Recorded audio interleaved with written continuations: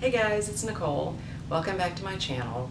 Today I want to talk to you about vaccines. Now I'm actually really nervous about doing this video. I really hesitated to do this video for a really long time because it's controversial and it upsets people on both sides. But I wanted to shed some light on why it's so controversial and give you my thoughts on, whether or not I think that vaccines should be given to children.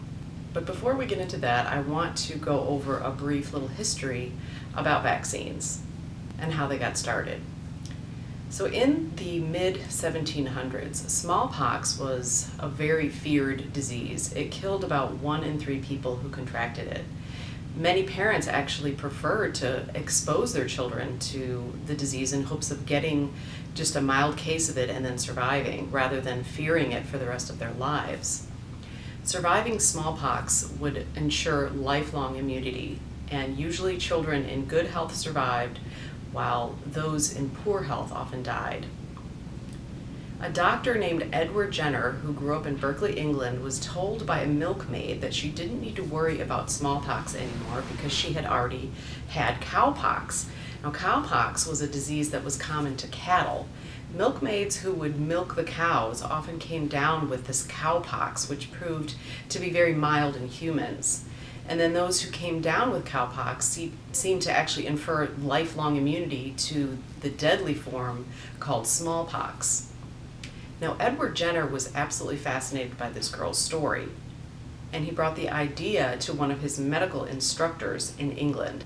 He was basically brushed off and told that it was just a silly superstition, that there's no way this would work. But Jenner couldn't keep this idea out of his mind, so as the years passed, he did find those that contracted the mild cowpox disease actually were immune to getting the dreaded smallpox disease. Many years later, a local woman came to Dr. Jenner pleading with him to protect her son somehow from smallpox, since he was such a sickly child and was afraid of exposing him to smallpox for fear that it might kill him. So on May 14th, 1796, Edward Jenner decided to do an experiment on this woman's young son. He knew of a young milkmaid who had cowpox at the time, so he opened up one of the blisters on her hand, took some fluid out, made some scratches on the young boy's arm, and then inserted the fluid into the scratches. After a few days, the boy came down with a mild case of cowpox. He survived. Then 2 months later, he exposed the boy to smallpox. He knew that if he failed, the boy would most likely die, and then people would accuse him of murder. But thankfully, the young boy didn't get sick at all. And the people in the village praised him and started bringing their children for protection against smallpox. So Edward Jenner was the one who coined the term vaccination to describe what he had done to protect the boy from this most feared disease. He brought the results of his experiments to the head doctor in London, but he was met with scoffing and resistance. They didn't even believe him. They said he would turn people into cows, which this silly cartoon depicts. After 2 more years, Jenner decided to write a book about his discovery, and then soon thousands of people in just London alone were being vaccinated. Edward Jenner wasn't the first person to inoculate people against a disease, but he was the first person to publish evidence that it was effective. So vaccinating people sounded like a great idea, and it actually worked really well. But the thought of someone's pus going into a scratch on my body sounds absolutely horrific, and so they had to come up with a more sanitary way of injecting the virus into people.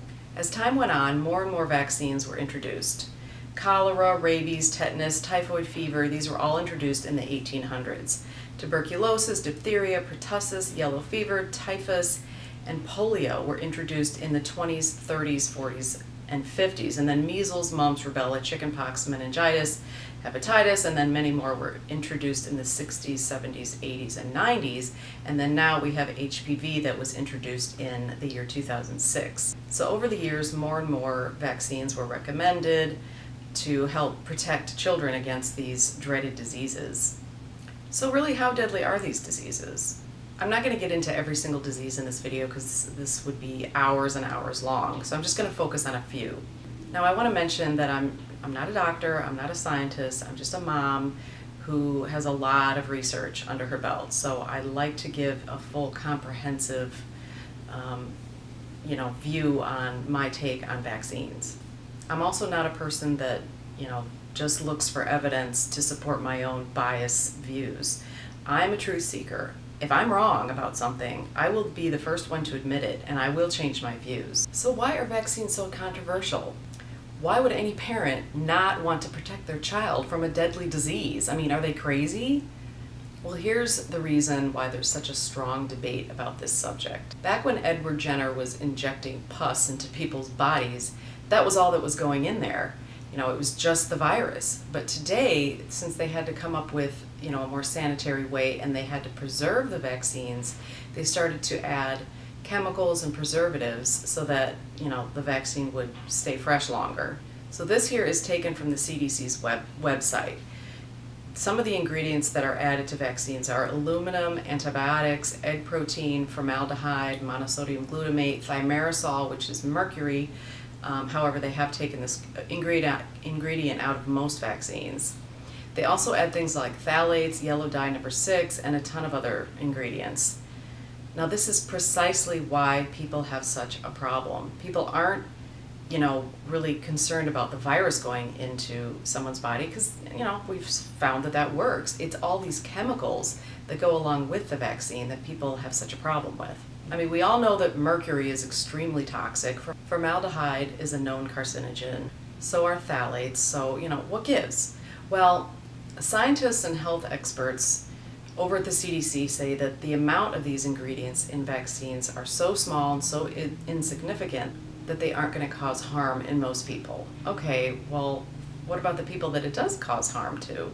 So pro-vaxxers, people who are pro-vaccines say that, the harm it's worth it. The risk is worth it because you're protecting all these children against these diseases in this, so-called herd immunity. And then the anti-vaxxers will counter this and say that, dying from something like measles or whooping cough is, so rare that it's not worth it to inject my child with all these chemicals. So, who's right in this debate? I mean, this is really tough. So here's where I find myself. I find myself kind of like right in the middle. When my daughter was a baby, this was over 18 years ago, I didn't know anything about vaccines or health or anything. So, of course, I did, what my doctor told me because he scared the crap out of me that, your baby could die if, they don't get a disease.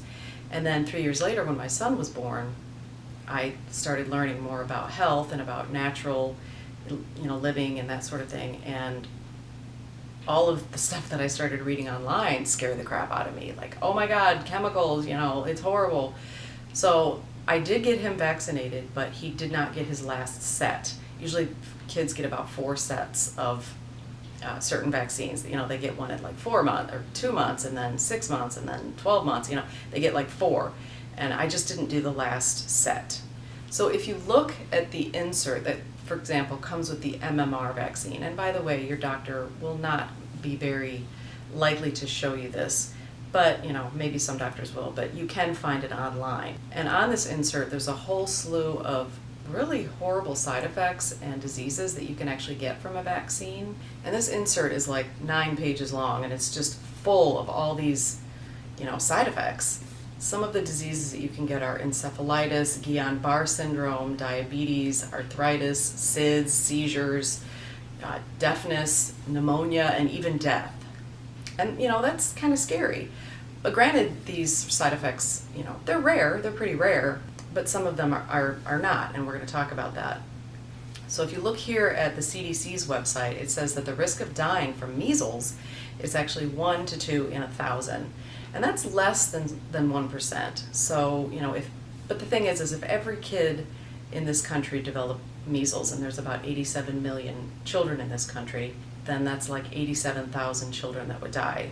That's completely unacceptable. That's a ton of kids. 87,000 kids, that's 1 in 1,000. And I'm not saying every single kid's going to get measles, of course, but I'm just saying if you want to look at the numbers, 87 million, 1% of that is, or 0.1% of that actually is, 87,000 kids. We don't want 87,000 kids dying. So getting vaccinated definitely saves lives. There's no doubt about that. But we also have to ask ourselves, what's the rate of children developing things like Guillain-Barré syndrome, diabetes, arthritis, SIDS, seizures, and the kids dying from it. You have to weigh it, and it's really tough. So if you look at this study from the National Institutes of Health, it says molecular mimicry and bystander activation are reported as possible mechanisms by which vaccines can cause autoimmune reactions. The individuals who might be susceptible to develop these reactions could be those with allergies and those prone to developing autoimmune diseases, such as those with a family history of autoimmune diseases. So it's basically saying that, those who have a history of autoimmune diseases in their family are most likely susceptible to getting these diseases from a vaccine. And considering that around 50 million people in this country have an autoimmune disease, all of these people's children are, at risk. Both of my kids have allergies. My son had pretty bad eczema when he was a baby and when he was a younger child. Thankfully, it's resolved itself. And also, thankfully, neither of them have developed an autoimmune disease. But to be honest with you, I am kind of scared of the future. I do believe in the idea of vaccines. I do. But there is a risk. So basically, it's like you're damned if you do and you're damned if you don't. This is how I feel about vaccines. Getting a vaccine is very risky. I've proven that to be a fact because of the MMR insert, lists dozens of different things that you can get from the vaccine. And then this PubMed, this National Institutes of Health study, does show that there is a link to autoimmune diseases as well. So then how do you decide what to do? Well, I think it depends. I don't think all vaccines are necessary. Cutting out a few or waiting till you're a little older maybe will lower your risk of these side effects. And then I also think it depends on you and your family. Do the parents have, a history of autoimmune diseases?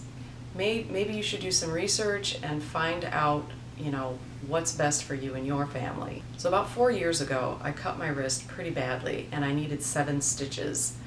And I reluctantly took a tetanus vaccine because the doctor said, you got to get a tetanus vaccine. And about 6 months later, I actually developed an autoimmune disease. Now, I'm not saying that the vaccine caused my autoimmune disease, but, because, correlation doesn't mean causation, we all know that. But I thought that was pretty odd. But after all the research I've done, I really wouldn't be surprised if, that was the cause of it. But I don't know for sure, and there's no way to prove it, and there's nothing I can do about it. So when my children have their own kids, I'm not going to tell them, don't get your kids vaccinated. I think there are certain vaccines that are completely unnecessary, like the chickenpox vaccine. I got the chickenpox when I was a kid. My brother got it. Everybody that I know that's my age now got it when they were a kid. I've never heard of anybody having problems with chickenpox. I'm sure there's exceptions, but you can die from a cold, so that's not really an argument in my opinion. I would probably say too that the polio vaccine is probably unnecessary as well, since polio was basically eradicated from the US in 1979. However, people can bring it in to our country from other countries, so there still is a risk. But I really think that risk is extremely small since nobody has gotten polio in this country in 40 years. Now, hepatitis B, I would say, is probably unnecessary, considering really the only way you can get it is through sexual contact and sharing needles, and babies aren't having sex or sharing needles, so I really don't think that vaccine is necessary to give to a baby. And I really am against the flu vaccine. Sorry, but there's still thimerosal in the flu vaccine. There isn't any thimerosal in all the other ones, but flu vaccine still has it. It's not very effective. Usually people who die from the flu have a low immunity or are really dying from some other problem that they had along with it. It wasn't just the flu. And if you build up your immunity, by eating an impeccable diet, living a really healthy lifestyle, the risk of dying from the flu is so low. A lot of people are like, well, my friend was a healthy young woman and she died from the flu. Well, how do you know she's healthy? You know, you have no idea exactly what happened and what kind of diet she ate, and you know what other things were going on. Every time I heard of someone dying of the flu, it wasn't the flu. If you dig deeper, you end up finding out it was, you know, they had asthma or they had diabetes or they had, you know, some other problem along with it, and it was like pneumonia that really killed them, not the flu. So it's not just the flu that kills people, and it still is, you know, rare in really healthy people. So personally, I don't believe in the flu vaccine, and I've never taken one, and I'm never going to give my kids the flu vaccine. And then there's the Hpv vaccine that's supposed to protect people from things like cervical cancer, throat cancer, anal cancer, you know, and other ones like that. I have bred some really serious adverse reactions from this vaccine. I'm not giving that vaccine to my kids. I have taught my children from a very young age to, and I know I'm going to get crap for this, but to wait till they're married to have sex. I homeschool them. I know where they are 24 hours a day, 7 days a week. I know they're both virgins. I've drilled it into their heads about STDs, unwanted pregnancies, AIDS, you know, all these diseases, cervical cancer, you know, all that stuff. I've drilled it into their heads. They're actually scared to death to have sex. I know that sounds awful, but, of course I know you can get HPV when you're married, I get that, but you know, they'll be adults by then and they can make their own decision, but I'm not gonna get them an HPV vaccine. Maybe I'm crazy and I'm irresponsible, but that vaccine I don't agree with. Now vaccines like MMR, tetanus, pertussis, diphtheria, those are, I'm leaning more towards getting those. And I don't think kids should stop getting vaccinated. If kids stop getting vaccinated, we would be seeing thousands and thousands of kids dying. And I just don't agree with that. I do believe in vaccines, I just think there are too many. And I think that they need to work on maybe safer preservatives in these vaccines, and maybe that the risk of the autoimmune problems will, you know, go down if they just focus on safer ingredients. So this is why vaccines are so controversial. You know, some people are like, you know, why would you ever not vaccinate your kid? That's crazy. You're a terrible parent. Your kid should be taken away from you. I mean, come on, that's ridiculous to say something like that. These parents who don't vaccinate their kids, they love their children just as much as the people who do vaccinate their children. I'm telling you, it's the ingredients, it's those toxins in the vaccines. And also, I think a lot of parents are worried about so many vaccines going into a little baby whose immune system is just not developed yet. So I think some vaccines are very important, and I think others are probably a little unnecessary. And then I also think that the ingredients to preserve these vaccines need to be rethought. They need to be reformulated. Then there were also studies that were done in the 80s that showed when you mix 2 or more viruses together and then inject them into the body, they interact with each other to produce virulent recumbents and then perhaps lethal infection. Recumbents are just basically combinations of genetic material. Now this can actually damage the kidneys and then other organs. So things like MMR, measles, mumps, and rubella, that's 3 different viruses that they're injecting at the same time. The DTaP vaccine, diphtheria, tetanus, and pertussis, 3 different viruses. Nobody talks about that. Why not? So maybe if they were to separate these 3 viruses and inject them one at a time, and then maybe wait a couple months in between to give the body a chance to, you know, recuperate, maybe that would, you know, lessen the problems that can occur with combining the viruses together into one shot. Never before in the history of the world have we ever injected these types of substances into our children. I don't really want my kids to be guinea pigs. Do you?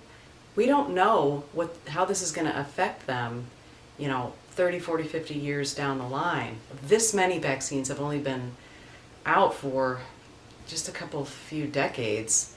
So I think we need to rethink the way we treat and prevent disease in this country. Because there is a link. There are links to Guillain-Barré syndrome, other autoimmune diseases, pneumonia, encephalitis, you know, seizures, death. I mean, they admit that those are real risks. So I think we have to like pull back the curtain and, look at all the information, not just, being so emotional and dogmatic about your own views.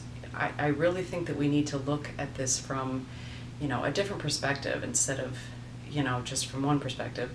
It's really important to, look at all the risks, because there are risks to getting vaccines and there are definitely risks to not getting them. And this is why vaccines are so controversial. It's not the virus, I don't think, that parents are so concerned about. Maybe we should go back and start putting pus into our bodies. No, I'm kidding. But I really believe that it's the chemicals that go along with the vaccines that people are so worried about, and the fact that kids do have a lot of reactions to these vaccines. Now, I do know of people who took their child to the doctor after they got a vaccine and said that my child had a reaction, and the doctor said, oh no, that's not from the vaccine. Well, how do you know? Like I said, let's pull back the curtain and look at this from a different perspective instead of being so opinionated about your views and, not admitting that maybe this vaccine did cause a reaction in this child, instead of just pulling the curtain over everyone's eyes and saying everything's fine, just keep getting vaccinated, just do what we say like zombies. I don't believe in that. I believe let's look at all the evidence and make our decision then. So like I said before, the National Institutes of Health study that I showed you said we need to look into this further. Some of these vaccines, there is a link to autoimmune diseases. So, would I rather, my kid get measles and there be a 0.1% chance of dying from it, or would I give him the vaccine and have maybe a higher risk of his whole life or her whole life getting ruined from an autoimmune disease that could possibly kill them? So, you really have, this is a hard decision. So if you are pregnant and you have young babies, or you're thinking about starting a family, you really need to look into this, because there's a lot to know and there's a lot that we don't know. And if I'm wrong, I want to know that I'm wrong, because I don't want anyone to risk their child's life in either way, be it vaccines or not getting vaccinated. So if you've noticed, I'm not going to talk about autism in this video. There's not enough facts. I don't know if vaccines cause autism. I'm not going to say yes they do, and I'm not going to say no they don't, because I don't know. And I don't talk about things when I don't know the facts. I don't even know the facts about really anything. I mean, there's so much crap we don't know in this world. I'm just telling you kind of just the information that I've gotten throughout the years. I still don't know. I don't know anything.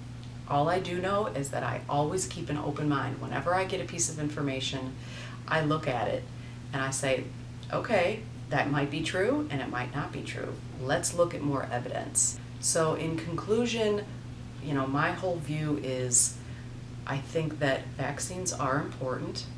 I think that they should be safer. I think they should look into making safer vaccinations. I think they need to look into the link that they have with autoimmune diseases. I think that our kids are getting too many vaccines. I think we need to build their immune systems and talk more about health and about diet than just injecting all these chemicals.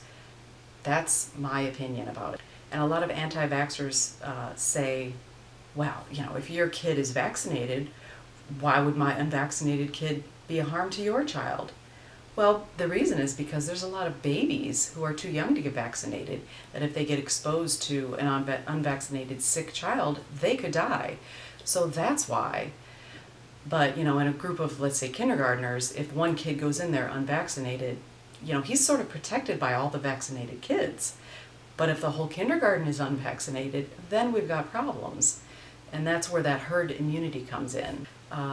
Thank you for watching this. Thank you for taking the time to watch this video. I know that I don't have all the answers. No one really does have all the answers. Even people who study vaccines don't have all the answers. So keep an open mind, and if you like videos like this, please subscribe to my channel and give me a thumbs up if you liked this video. And thanks again for watching. We'll see you next time.